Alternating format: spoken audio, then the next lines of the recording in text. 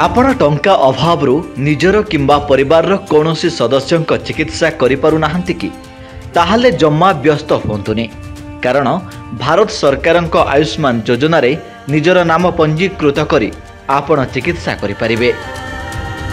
आयुष्मान योजना विषय प्राय लोके अवगत हो सारे हेले एही योजनार लाभ केउ माने उठाई पारिबे ताहा आज भी अनेकों मनरे प्रश्न होई ठिया होइछि।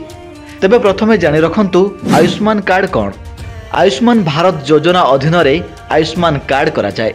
केंद्र सरकार अधीन रे थिबा एही आयुष्मान कार्डधारी व्यक्तिंकर मागणा रे चिकित्सा करा जाए।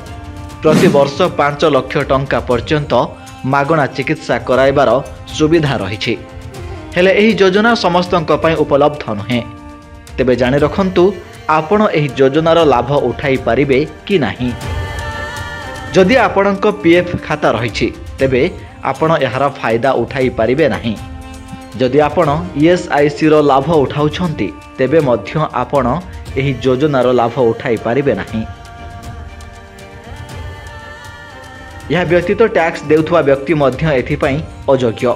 खाली सेतिकि नुहे जदि आपण जणे सरकारी कर्मचारी किंबा आर्थिक भावे स्वच्छल व्यक्ति तेबे आपण आयुष्मान कार्ड करि पारिबे नाही।